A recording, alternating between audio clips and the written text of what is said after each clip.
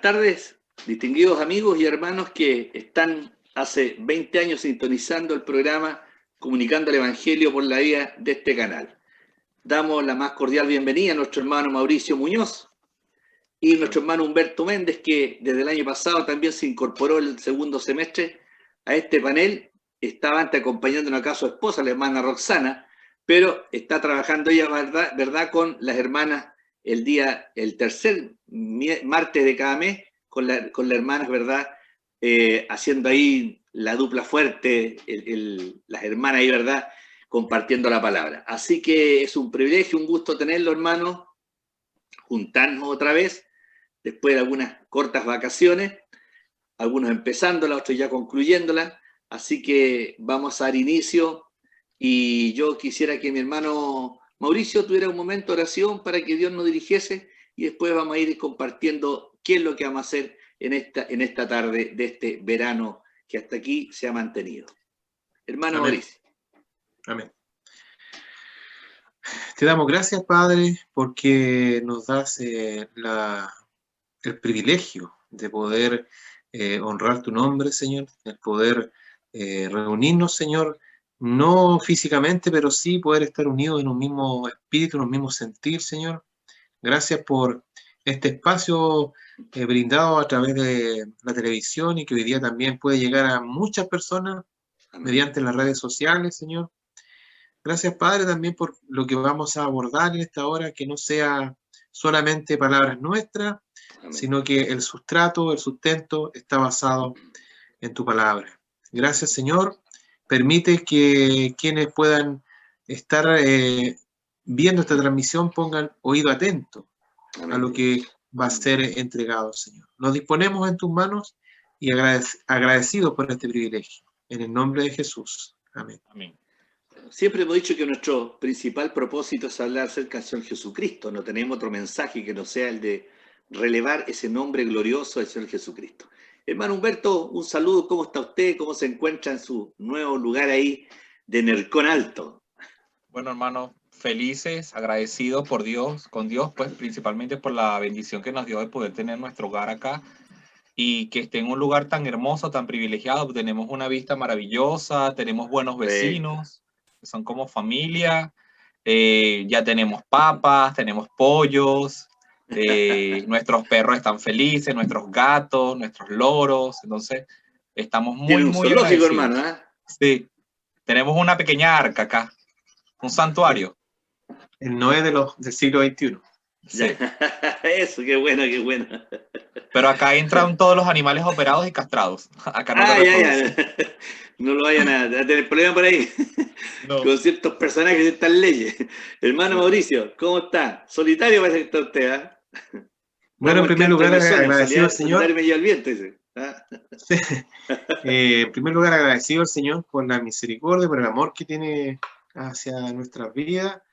Y sí, bueno, disfrutando este tiempo también, el poder gozar de este verano, que en invierno, cuando uno está esas largas jornadas Sí, bueno. de frío y lluvia, y que uno quisiera tener una temperatura más agradable, y yo creo que ahí el hermano Humberto añora, en ese tiempo añora su natal Venezuela, con clima tropical, pero bueno, hay que aprovechar este tiempo y ser siempre agradecido. Sí, bueno, también contento porque estoy con mis hijos, mi esposa tuvo que viajar por razones médicas a Control, a Santiago, pero sé que está bajo la autoridad del Señor, así que estamos tranquilos porque en su mano está ella.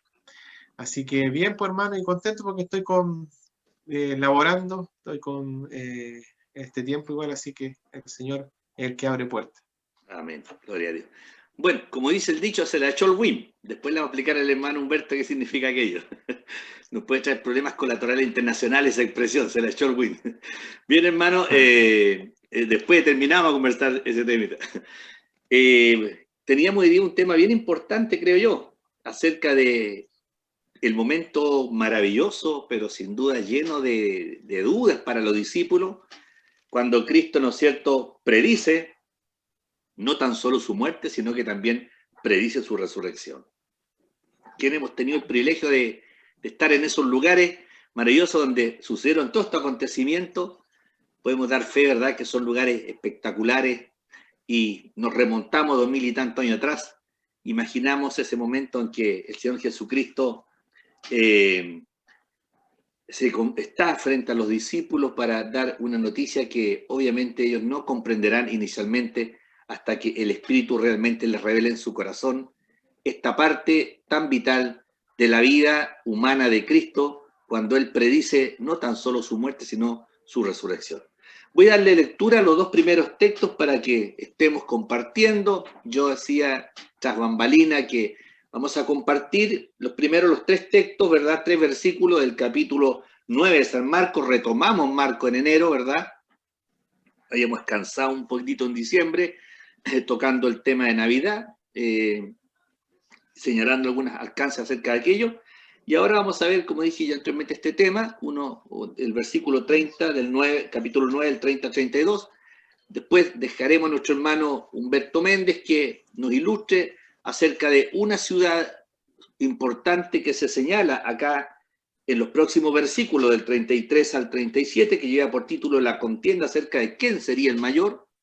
Y tocó esta vez Capernaum. Vamos a ver ahí, mi hermano nos ilustrará qué es lo que es Capernaum, dónde estaba y qué relevancia tiene. Bueno, voy a leer y de ahí continuaremos, por supuesto, con la conclusión del segundo tema, la contienda acerca de quién sería el mayor, que va del capítulo 9, del 33 al 37. Voy a dar lectura entonces estos primeros 3 versículos. Habiendo salido allí, caminaron por Galilea, por la provincia, ¿verdad? Y no quería que nadie lo supiese, porque enseñaba a sus discípulos y le decía: el Hijo del Hombre será entregado en manos de hombre, y le matarán, pero después de muerto resucitará al tercer día. Pero ellos, dice, agrega, no entendían esta palabra y tenían miedo a preguntarle. Algo bien particular que sin duda llenó de asombro y de espanto a los discípulos frente a una noticia tan dolorosa, y aunque él le dijo que iba a resucitar, no comprendieron porque aún no llegaba ese momento. Hermano Humberto, podíamos dar algunos primeros atisbos, ¿verdad?, frente a este hecho importante que él va a relatar, como es la muerte. Ante este hecho importante que se relata en estos versículos, algo destacable es lo que pudieron haber sentido los apóstoles, ya que ellos habían esperado por tanto tiempo a este Salvador y sintieron mucho miedo cuando Jesús les habla de que iba a morir, pero igualmente les habla de la resurrección, pero en su corazón quedó solamente como ese sentimiento de la muerte y ellos sintieron mucho miedo. Tal vez la palabra muerte tuvo mucho más peso que la palabra resurrección. Y también ellos pensaban que este Salvador, este Mesías, iba a instaurar un reino terrenal, pero no entendían que era solamente a través de la resurrección, con la cual se instauraría este reino de gloria y poder verdadero que Dios tenía planeado. Así es increíble, hermano Mauricio, hermano Humberto, que el primer texto nos habla, ¿verdad?, de este viaje por Galilea. La provincia de Galilea, entrando por el norte, es pequeña, ¿verdad? Desde Galilea hasta Jerusalén son 1 hora prácticamente, 1 hora y 15 minutos. En esos años no cabe duda que no habiendo los medios de transporte que habían hoy día, se hacía más larga la caminata. Y dice la palabra ahí que ellos caminaron por Galilea, fueron sin duda por diferentes pueblos. Y algo particular, hermano Mauricio, que se nos repite varias veces también, es que él, Cristo, no quería que nadie supiera sobre algún elemento o alguna circunstancia que ahí se estaban dando.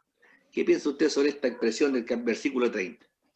Bueno, también hay que contextualizar un poquito esto, hermano, porque este señor iba en este momento en camino a Jerusalén.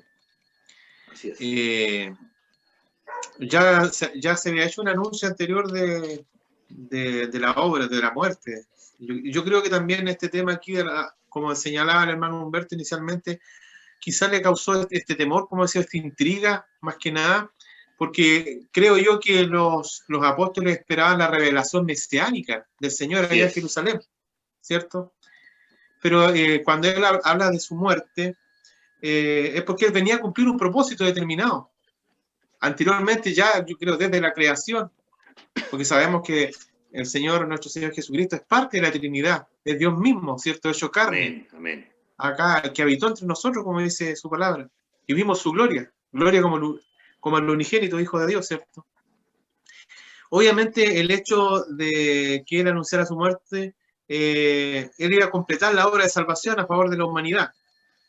Pero cuando usted señala que por qué él quiso pasar desapercibido, y creo yo, hermano, quizás es que él ya había completado el trabajo o la obra, el ministerio público, ¿cierto? Porque mucha gente le siguió, mucha gente le vio ver sus obras, sus prodigios, los milagros que hizo hoy día, o sea, que hizo, ¿cierto?, durante estos 3 años de su ministerio, y él ya había llegado, digamos, en buen chileno, como decimos nosotros, ya había hecho la pega, pero venía la parte más importante, ¿cierto?, en la que lo coronaría, ¿cierto?, como el gran redentor, ¿cierto?, era el sacrificio ahí en la cruz del Calvario, y su posterior después muerte y la resurrección, vencer algo que nosotros humanamente no podemos hacer, pero sí el Señor lo hizo, vencer la muerte física, pero Él nos dio también la posibilidad a nosotros de poder vencer la muerte segunda, ¿cierto?, la muerte espiritual. Además de eso, yo veo también quizás, hermano, no sé, en la confusión quizás que se presentó entre los siervos, entre los apóstoles, le vieron hacer tremendos prodigios, ver sanar enfermos, resucitar muertos, y que él diga esto, quizás a ellos les causó confusión, pero había algo más, había un propósito determinado, ¿ya? Y quizás por eso es decir, no quiero pasar desapercibido, no hacer mayor alarde, porque no quiero que mi trabajo, lo que yo ya hice, esta etapa pública, se vea quizá enlodada porque yo voy a llegar a cumplir, a ratificar el trabajo por el cual me envió el Padre. Claro, hay una palabra que usted bien utiliza, hermano Mauricio, esto desapercibido, pareciera ser que esa es la intención. Y hay momentos en que él intenta, cuando no hay fe, en otras circunstancias cuando no había la suficiente fe para entender los milagros, el mensaje que él decía, la profundidad de la intención de lo que sus palabras significaban, y que las transformaba en parábola posteriormente para hacerla inentendible para algunos, pero entendible para otros.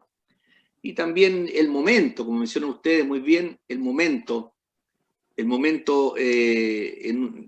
no era el momento preciso quizás para llenarse de gente, para cubrirse de gente, producto de lo mismo que manifiestan, que estaba en la mente de las personas un rey poderoso, un rey que volviera a ocupar el trono de David, que estaba vacante, un rey que volviera a darle a Judá, a Israel, le volviera a dar, ¿no es cierto?, esa fortaleza que tenían, ese poder, esa presencia que tenían, y que lo hacía grande por los prodigios que habían tenido desde siempre, aún estando en los periodos de esclavitud. Y es por ello que sin duda Cristo actúa de esa forma para dar una noticia que es fuerte. Él le está hablando acerca de que lo va a entregar, que él será entregado en manos de hombre, que va a morir, que va a resucitar. Las dos primeras cosas son inentendibles, o sea, ser entregado por los hombres, ¿cómo si tiene poder? Si lo hemos visto resucitar a los muertos, lo hemos visto sanar, ¿cómo va a dejarse entregar cuando él mismo huyó de alguna circunstancia porque aún no llegaba su momento? Entonces yo creo que esto marca un asombro, pero también el asombro de la gente, podíamos decir nosotros, se manifiesta también con el cumplimiento inexorable de la palabra del Señor. Hay un texto muy maravilloso, lo tengo marcado en mi Biblia Scofield antigua, donde dice en Juan capítulo 10, 27 y el 18, miren, dice, por eso me ama el Padre, porque yo pongo mi vida para volverla a tomar. Yo pongo mi vida, aquí está mi vida, aquí está mi vida, y la vuelvo a tomar. Entrego mi vida para volverla a tomar. Esta no es una tragedia, no es yo siempre digo, no es un sino griego, ¿verdad?, que termina en una desgracia como las que ya nos acostumbraban los poetas griegos. Nadie me la quita, dice el Señor Jesucristo, sino que yo de mí mismo la pongo, la vida. Tengo poder para ponerla y tengo poder para volverla a tomar. Y este mandamiento recibí de mi Padre. Entonces, él está poniéndole, ¿verdad, hermano Humberto, a su discípulo en conocimiento del proceso que vendrá. Y la primera parte del proceso, como dice el versículo 31, es que el Hijo del Hombre se identifique en cuanto a su humanidad. Para él era muy fácil haber evitado haber formulado un plan B, era muy fácil haber pedido una legión de ángeles, y por último, ni siquiera una legión de ángeles, bastaba con que él solamente emitiera una palabra y esa gente que le iba a crucificar caería pulverizada. Pero así estaba establecido que el Hijo del Hombre fuera entregado en manos de los hombres, le dieran muerte y después, ¿no es cierto?, resucitara. Hermano Humberto. Ok, vamos a contextualizar unos datos sobre la ciudad en la que se encontraba Cristo en estos momentos, que era la ciudad de Cafarnaúm. Esta palabra Cafarnaúm es una palabra semita y significa pueblo de Nahum. Y esta fue la ciudad donde Jesús vivió sus últimos años de vida. Y se ubica a unos 5 kilómetros al oeste de la desembocadura del río Jordán. En Mateo 4, versículo 13, encontramos que dice que Jesús, dejando Nazaret, se fue a vivir a Cafarnaúm, la ciudad marítima de los confines de Zabulón y Neftalí. Es decir, que esta ciudad sirvió como residencia a Jesucristo y él se alojó en la casa de Pedro.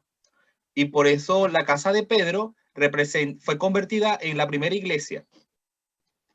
En este lugar de Cafarnaúm, Jesucristo realiza hechos muy importantes, entre los cuales se destaca que es allí donde él llama a sus primeros discípulos. Jesús también enseña en la sinagoga de Cafarnaúm, ayuda a Pedro a pagar los impuestos al templo de Jerusalén a través de un milagro. Él hace que Pedro consiga una moneda dentro de un pez. Correcto. También en este lugar Jesucristo libera a endemoniados, sana a la suegra de Pedro, sana a un paralítico, que fue este acontecimiento que había mucha gente y introdujeron a la persona por el techo, abrieron un hueco en el techo y lo bajaron por allí. Inclusive en la capilla actual que existe en Cafarnaúm, hay una ventana de cristal que representa este acontecimiento. Es también acá donde Jesús sana a un centurión y el acontecimiento que discutimos la primera vez que yo participé en el programa, que fue cuando Jesús se devuelve la vida a la hija de Jairo. También se lleva a cabo acá en Cafarnaúm. Bueno, todos estos acontecimientos hicieron que la comunidad cristiana del lugar convirtiera la casa de Pedro en una iglesia. Pero no solamente se destacan estos datos importantes, sino que también puede ser que Jesucristo eligiera la ciudad de Cafarnaúm porque era un lugar muy estratégico. Su ubicación era estratégica, su ubicación geográfica, porque esta era una ciudad próspera e importante, donde Jesús comenzó a realizar su ministerio, ya que estaba situada en la ruta de las caravanas. También esta ciudad era un centro de comercio, tanto terrestre como marítimo. Era una guarnición militar. También acá se encontraba una oficina de recaudos. Tenía sinagogas, mercados y era, por su ubicación geográfica, pues era un lugar de pescadores. Entonces, destacamos estos datos importantes de la ciudad de Cafarnaúm, la cual sirvió también de residencia pues, a Jesucristo en sus últimos años de vida. Gracias, hermano. Hicimos un paréntesis, le habíamos pedido al hermano y lo dijimos al comienzo, hemos estado haciendo en todo esto, en el mes de enero, vamos a tocar un personaje un personaje o una ciudad importante que se relate en el texto que se está leyendo, que apenas una luz de la segunda parte del texto que vamos a comenzar un ratito más.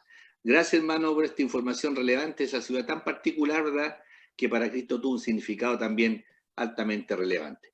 Volvemos entonces al tema que estábamos siguiendo, hermano Mauricio, la muerte, él anuncia la muerte. ¿Qué relevancia encuentra usted a este anuncio de Cristo y cuál es el alcance? ¿A quiénes va a beneficiar esa muerte que él anuncia y cuál es la relevancia que tiene su muerte en relación no solamente a su tiempo, sino a toda la humanidad. Así es, hermano. Obviamente es muy importante, pero me gustaría tenerme un poquito antes de entrar en lo que usted me señala, de señalar el por qué quizás el Señor hizo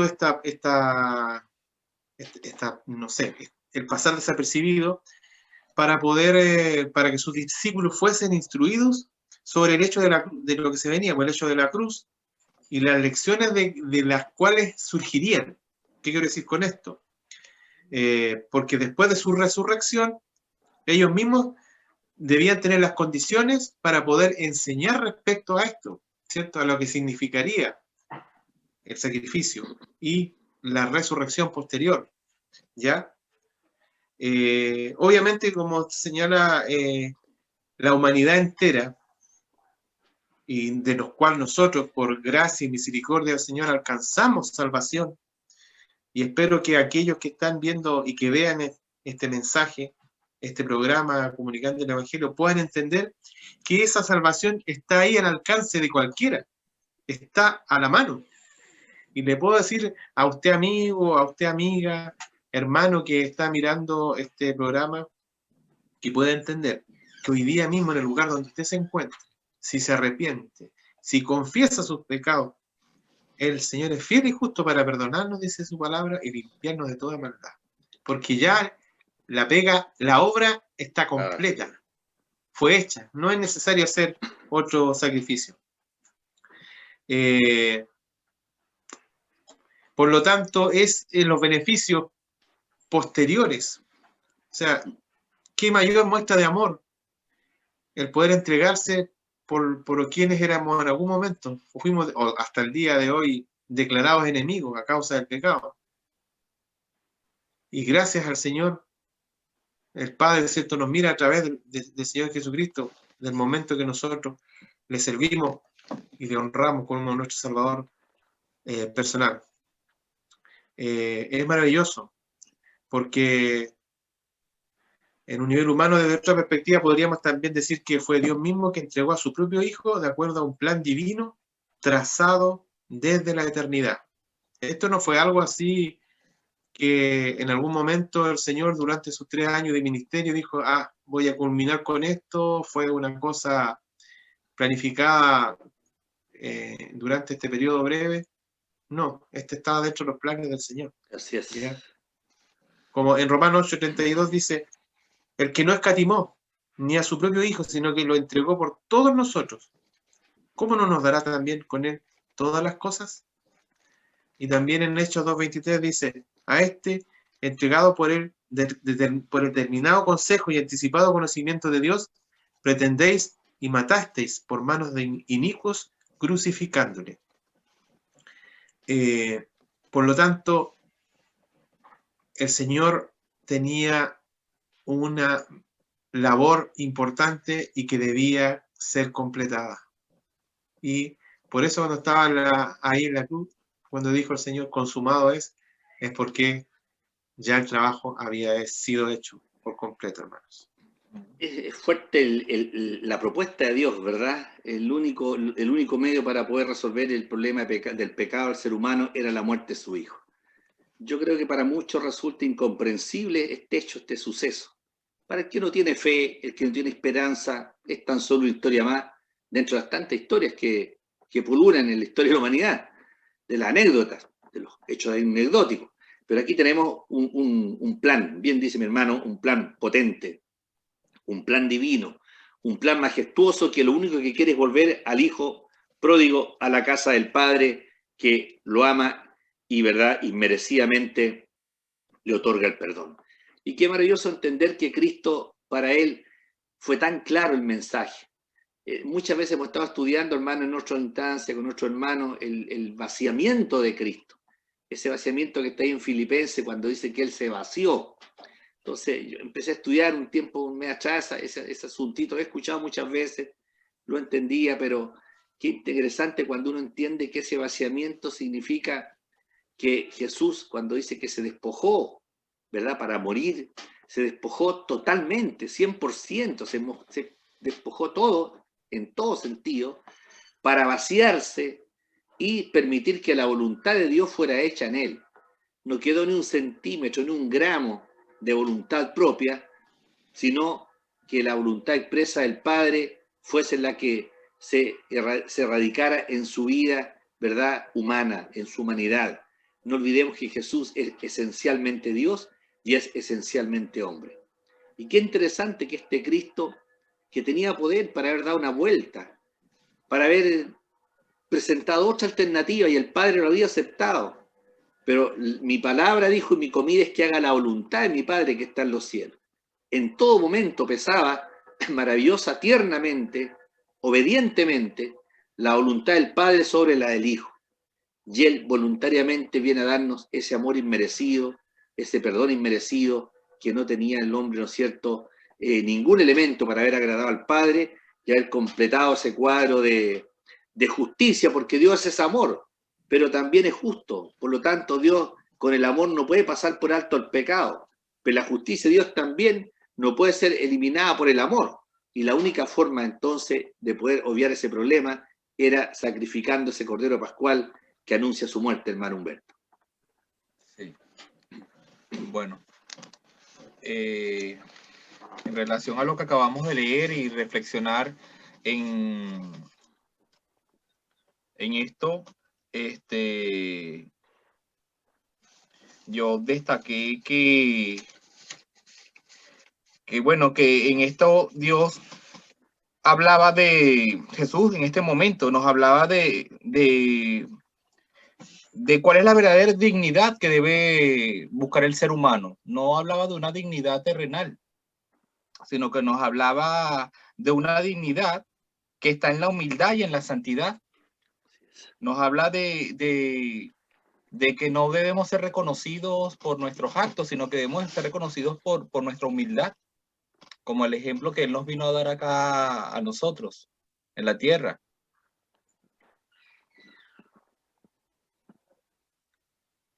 Perdón, me he quedado escuchando. Así es. ¿Qué más podríamos agregar, no es cierto? Sí, hermano, adelante, hermano Mauricio. Bueno, aquí hay un hecho fundamental que el Señor quiso imponer en su reino, o acercar el reino de Dios, ¿cierto? Y que no fue por la fuerza, sino por el amor, que es importantísimo eso.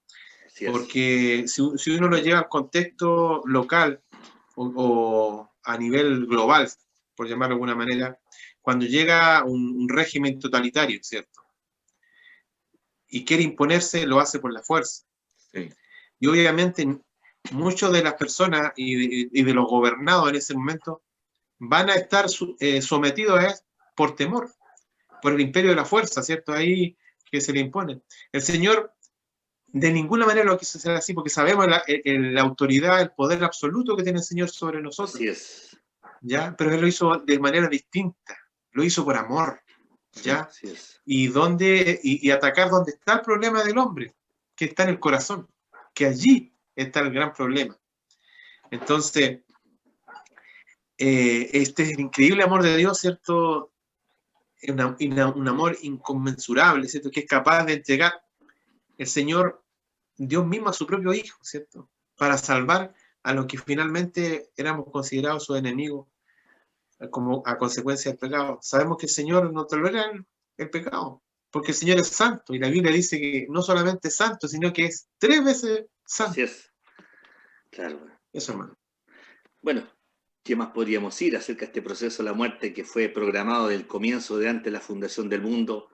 Hubieron tantas escenas, tantas formas, tipologías que fueron ilustrando lo que sería el sacrificio, ya no el Cordero Pascual, ese corderito, ¿verdad? Sino que sería ya el Cordero Pascual ya representado por el Hijo. Y se concretó la muerte, el anuncio a los discípulos, y obviamente yo imagino que tiene que haber sido una tremenda afectación, porque para ellos a lo mejor se le acababa la historia. Yo siempre creo que cuando en el mundo se adoptan posiciones políticas, filosóficas, y se siguen paradigmas, y cuando estos van a fenecer o cuando sus líderes decaen, obviamente toda la multitud que los siguen, se cae también todo ese pensamiento, esa línea de pensamiento, se cae la motivación al ver que aquello por lo cual se ha luchado se derrumba en pos de nuevos paradigmas. Pero aquí eso ya le pasaba a los apóstoles, a los discípulos. Se les caía el modelo, se les caía el líder, por decir una cosa. Se les caía el rey que lo estaban levantando como rey, que lo querían como rey, pero no ese rey mesiánico, sino un rey poderoso que viniera con armas, con arco, ¿verdad? Con caballos, con espadas, para poder combatir contra un régimen tan nauseabundo, por decirlo menos, de ese imperio romano, que doblegaba con la espada a la gente, imponía la paz con la espada, con las atrocidades más grandes que se conocían en el tiempo, y un porcentaje de esclavitud tremendo. Pero ahí viene este Cristo maravilloso, hermano, a morir. Yo siempre he pensado, hermanito amado, que uno hubiese habido en la humanidad, uno tan solo. Si uno hubiese sido el único referente aquí en la tierra, durante toda la existencia de esta humanidad, por ese uno Cristo habría venido.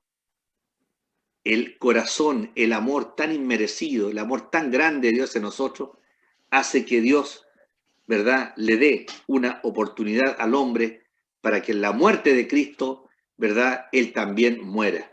Por eso que es interesante cuando dice la palabra, el que no toma su cruz y no me sigue no es digno de ser mi discípulo. Me llama la atención día atrás cuando vino este proceso entre las fiestas navideñas y ¿cómo se llama? Y Año Nuevo. Muchos mundo cristiano pusieron a saludo en el Facebook, decía que Dios te prospere, que Dios te dé salud, que Dios te dé bendiciones, que Dios te ilumine, que Dios te guíe, que Dios te fortalezca. No dejaban de ser buenas intenciones, no estaban maldiciendo. Pero yo pensaba, en ninguno vi que Dios te permita, o tú seas obediente con Él, tomar la cruz. O disponte al sufrimiento en este año 21. ¿Se da cuenta cómo eludimos la muerte? Eludimos la cruz, eludimos el sufrimiento, porque pensamos que no merecemos ese sufrimiento. Mucha gente dice, ¿pero por qué a mí? Bueno, nosotros muchas veces nos reímos y decimos, ¿por qué no? Uno dice, ¿por qué a mí me tocó? Una enfermedad, un desajuste en la vida, un quiebre, no sé, emocional, como queramos llamarle. Y uno siempre pregunta, ¿por qué me pasó esto? Pero la pregunta sería, habría que dar la vuelta, ¿y por qué no? ¿Por qué no? ¿Quién soy yo para que no pase eso? Si el Hijo de Dios pasó por ese proceso de la muerte, ¿cuánto más nosotros? Y la resurrección, ¿qué más podríamos agregar de la resurrección, hermano Humberto? Imagínense la resurrección de Cristo, le anuncia la resurrección, si no entendían la muerte en ese momento, si era como un zapato chino para ellos comprender la amplitud de la muerte que lo dejaba a su líder, se caía todo el sistema que tenían ya programado, ¿verdad? Lo que habían visto y oído, y ahora más encima le pone broche de oro que Jesús se le hizo compleja, y también voy a resucitar. Oye, yo digo yo, increíble. Yo creo que no hay un ser más destacable que Jesucristo. Porque como usted acaba de mencionar, muchas filosofías, muchos paradigmas, muchos reinados, muchas posturas políticas mueren con su líder. Muchas culturas desaparecen cuando el líder desaparece. Pero Jesucristo o sea, primero se sacrificó por todos nosotros. Es un acto de amor maravilloso. Y después de eso, resucita de manera gloriosa también para dar testimonio de la grandeza de su poder. Entonces creo que es un acto destacable para nosotros los cristianos, un hecho muy, muy importante, la resurrección. Claro que antes, para que pueda haber ocurrido este hecho tan maravilloso, tenía que haber muerte, pero una muerte por amor a todos nosotros. Hay muertes que no han tenido sentido, a pesar de la cantidad de la cobertura de la muerte. Una revolución rusa costó 50 millones, otras revoluciones han sido mayores, ¿verdad? Para instalar su gobierno, lo que sea. Pero aquí, por una muerte, hay bendición para la humanidad completa, para toda la raza genérica humana. Y qué increíble cuando Isaías anuncia esto también en forma tan clara, 731 años más o menos antes del suceso, anuncia, ¿verdad?, que este hombre será entregado, que perderá su hermosura, que no habrá hermosura, que no tendrá atractivo, que no se le va a desear al verlo ahí clavado en la cruz, que será despreciado, que será desechado entre los hombres, que entre los hombres será un varón experimentado, con experiencia, con experticia, podríamos decir, en el quebranto. No solo el quebranto físico, que padeció en la cruz como los otros dos ladrones, sino el quebranto y llevar el pecado, ¿verdad? Sin ser pecador, cargarlo y ver cómo el Padre en un momento determinado da vuelta la cara a la espalda y lo deja solito. Ver cómo la gente esconde el rostro de él, se avergüenza, es menospreciado, no se le estima. Cómo él llevó las enfermedades, dice Isaías, cómo sufrió nuestros dolores. Nosotros nunca podemos decir hemos sufrido como Cristo. Alguien una vez dijo, he visto a gente que ha sufrido más que Cristo. Dudo, porque ha sufrido por sus propios pecados o por esas razones que se ha visto envuelto. Pero él sufrió por nuestros dolores, cargó nuestros pecados, fue herido por nosotros, fue abatido, morido por nuestros pecados, fue herido por nuestras rebeliones, no solo yo el pecado, las enfermedades, sino que también todas las rebeliones nuestras. Pero por nuestra paz también él, molido por nuestros pecados, el castigo, nuestra paz, fue sobre él, y por su llaga fuimos nosotros curados, y más encima, ¿no es cierto?, no descarriamos, dejándolo solo en ese lugar de tormento. Pero así estaba amoroso y tiernamente escrito para que él resucitase. Y concluimos este tema de la resurrección, diciendo, hermano Mauricio, y usted podría agregar algo más, que con la resurrección de Cristo no solamente abre la puerta a la humanidad redenta para alcanzar, ¿no es cierto?, la total restauración, sino que también con la resurrección de Cristo encontramos nosotros la aprobación del Padre a resucitarle y levantarle entre los muertos. Hermano Mauricio. Y hermano, la verdad es que uno no termina nunca de comprender la inmensa muestra de amor del Señor, porque no éramos merecedores de esto, sino que finalmente lo que nosotros debíamos tener como castigo justo era la muerte segunda, la aniquilación por causa de nuestras transgresiones, nuestros pecados. Y hasta el día de hoy, la misericordia de Dios, como dice su palabra, se renueva cada mañana. Nosotros hoy día, en este proceso que estamos viviendo, el globo terráqueo, el planeta completo, hoy día con esta pandemia, podemos ver que la palabra de Dios se cumple cada día. Y el Señor, estamos hablando, ¿cierto?, de la obra redentora de nuestro Señor Jesucristo, pero Él también, hermano, prometió y dijo que Él vendría por nosotros, por la iglesia. Y esa iglesia que la conforman aquellos que fueron lavados por la sangre de Jesucristo, que fueron redimidos por Él. Y hoy día no puede quedar duda alguna de que el Señor está a la puerta, como dice su palabra, está por venir. Y eso nadie lo puede negar. En forma espontánea brota esta pandemia y se multiplica rápidamente, abarcando cada rincón del planeta. Esto no es algo casual, hermano. Escudriñemos la palabra y nos vamos a dar cuenta. Y no es atemorizarlo, sino es solamente hacerle ver a aquellos que nos están siguiendo que esta palabra se cumple en su totalidad. Sí, efectivamente, el Señor es un Dios de amor, pero también hay que recordar que Dios es justo. Así es. Bueno, la resurrección nos abre a nosotros todo un panorama, así como Él resucitó, también nosotros resucitaremos. Hay cuánta gente que tiene un temor horrendo a la muerte. He conversado con muchas personas, familiares, que no quieren ni escuchar ni la palabra ni el concepto muerte. Tengo en este momento un familiar cercano, un cuñado, que está pasando un momento bien complejo, de salud, de deterioro. Él es médico, él es cardiólogo y jubiló. Y cayó en una depresión muy compleja, producto de esta incertidumbre de no saber, que muchas veces compartimos la palabra con él. Obviamente duda de Dios, duda, para él todo es la evolución. Y yo decía, si no existiese nada, pensaba, y muchas veces le dije también, si no existiese nada, ¿cuál es tu temor entonces? Lo lógico sería que no tendrías que tener ningún temor, si no hay nada que temer, no hay nada más allá de esta vida, y tú lo has pasado bien, has vivido bien, médico, famoso, su situación, ha prestado un tremendo servicio a la comunidad donde él vivió y trabajó por 40 y tantos años. Entonces, ¿cuál es el temor? Pero tienes temor y estás deprimido. Pero cuando en Cristo nosotros aceptamos la muerte de Cristo, nos hacemos cargo de esa resurrección, de esa esperanza, que vamos a resucitar. Y aunque enfrentemos la muerte, que no es la amiga, no es la hermana, es la enemiga, el postrer enemigo será destruido, esa es la palabra, dice el apóstol Pablo. Entonces, ¿no es cierto? No hay temor. No andamos buscando la muerte. No acariciamos a la muerte, no llamamos a la muerte. Que venga cuando Dios la mande, ¿verdad? A buscarnos. Pero en el tanto en que estamos conscientes, no hay temor alguno porque sabemos dónde vamos a ir.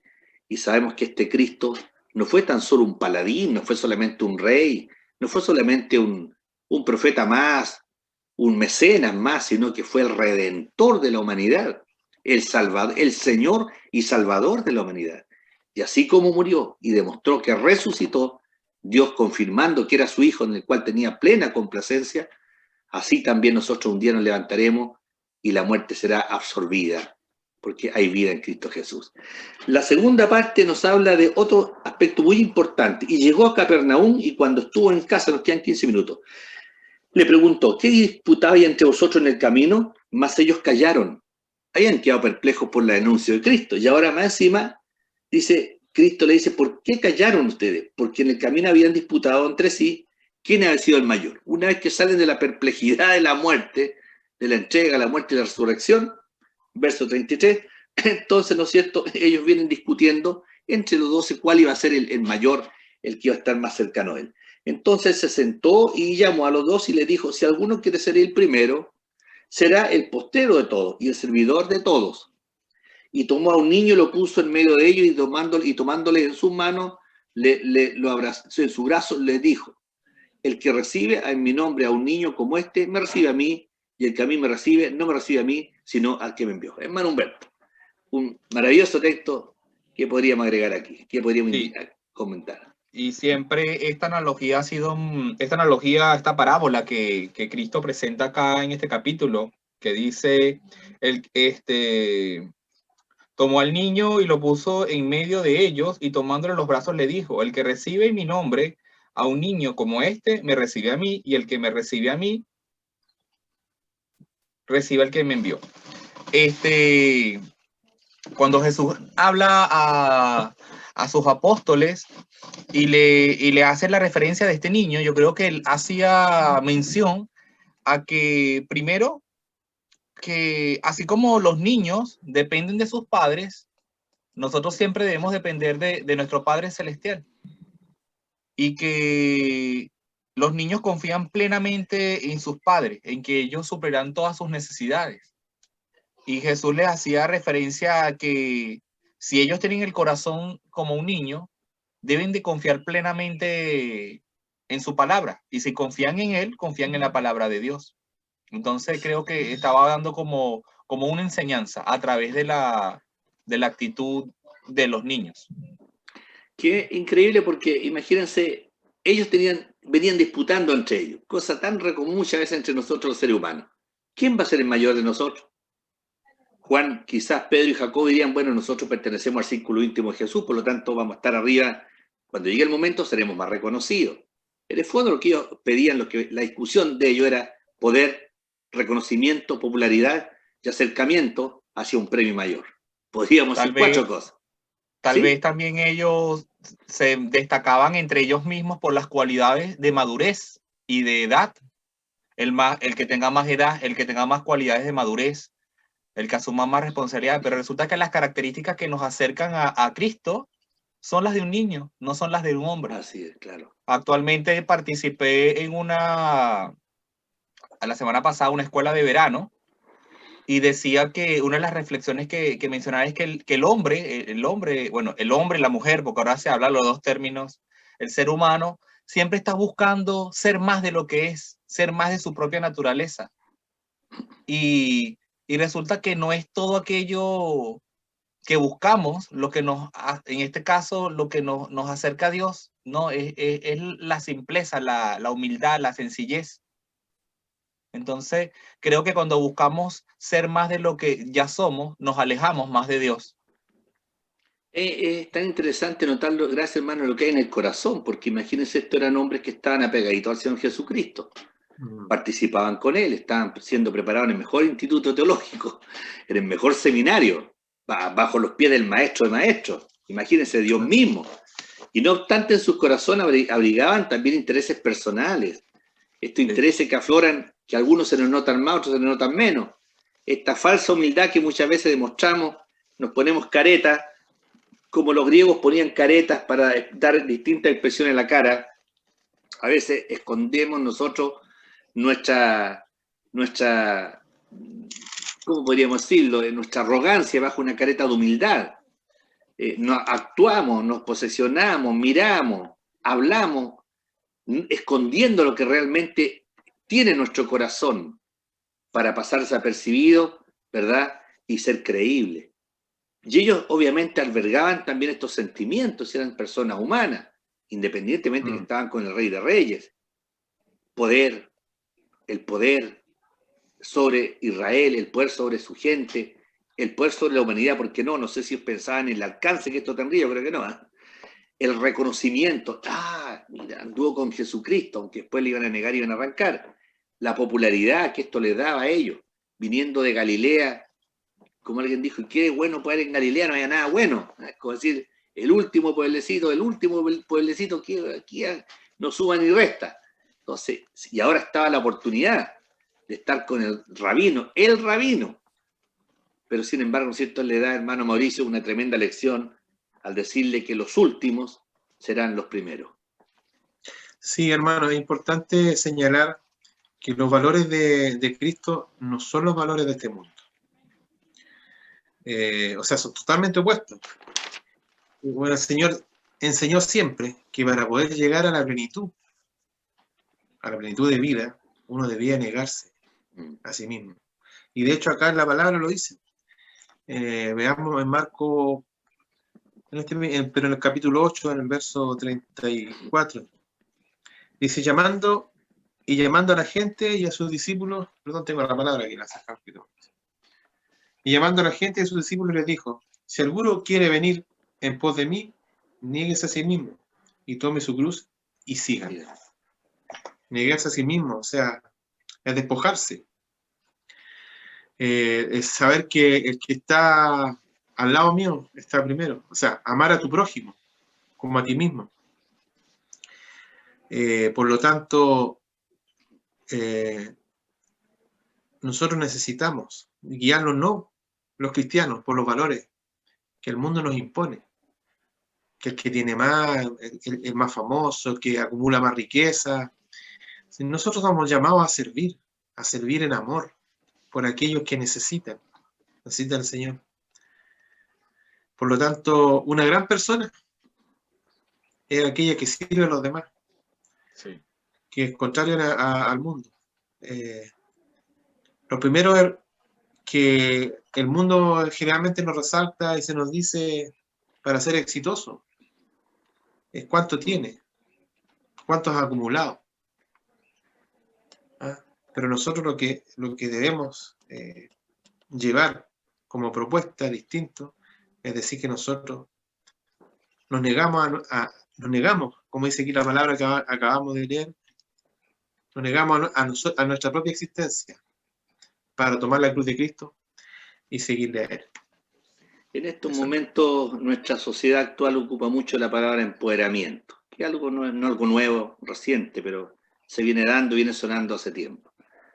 Y el empoderamiento significa levantarte sobre el otro, ejercer un poder omnímodo sobre otros, a costa de, no importa, yo primero, yo segundo, yo tercero.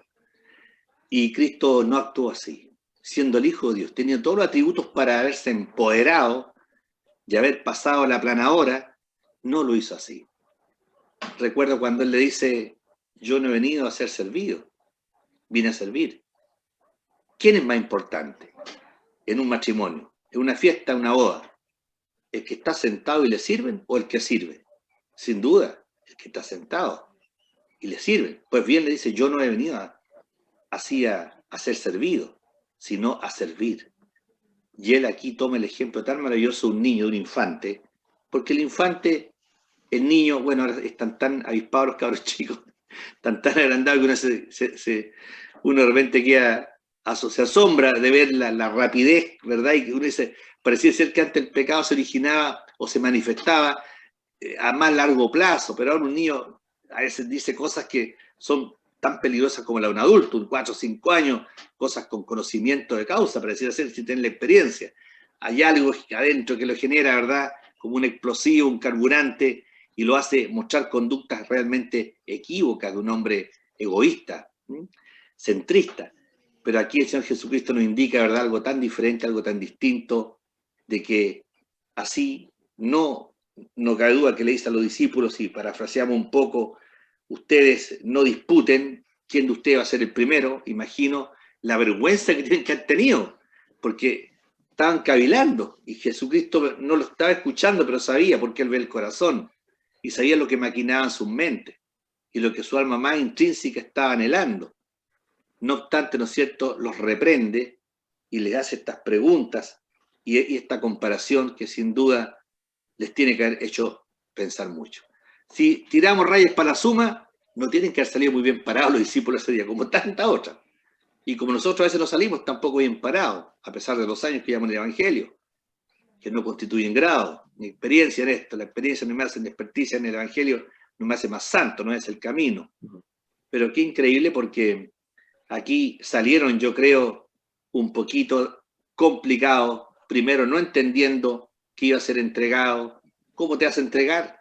Yo lucharé por ti, yo daré mi vida por ti. Después, posteriormente, tomaría un cuchillo y cortaría una oreja de Malco, que era pariente, dicen, de uno de los que estaba ahí. Entonces, imagínense ustedes, más encima le agrega el otro ingrediente: muerte, me matarán, me entregarán, me matarán. Yo creo que ella querían arrancar, y dijeron, seguimos, nos equivocamos con el que seguimos. Jugamos la resurrección, le plantea la resurrección. Claro, jugamos a perdedor. ¿Qué resurrección? De hecho, ¿qué si va a morir, qué va a resucitar? No tienen que haberlo entendido, porque no estaba el proceso todavía espiritual obrando en ello. Y más encima después les reprende, y más encima se le muere el líder, ¿verdad? Y les promete una resurrección que no comprenden, y más encima, ¿no es cierto?, le amonesta diciéndole, no pidan estar en tal lugar o en el otro, porque ustedes, ¿no es cierto?, no les corresponde, y si ustedes quieren ser los primeros, serán los últimos, y el último será primero. Hermano Humberto, sí. Ya me voy concluyendo en 4 minutos. Bueno, yo creo que el mensaje principal, yo creo que toda la palabra de Dios nos da enseñanzas y nos orienta en nuestras prácticas diarias, con nuestra familia, con nuestros amigos, pero el llamado acá es al servicio, que fue lo que Cristo vino a enseñarnos, el servicio al prójimo. Actualmente, bueno, el mismo Cristo le lavó los pies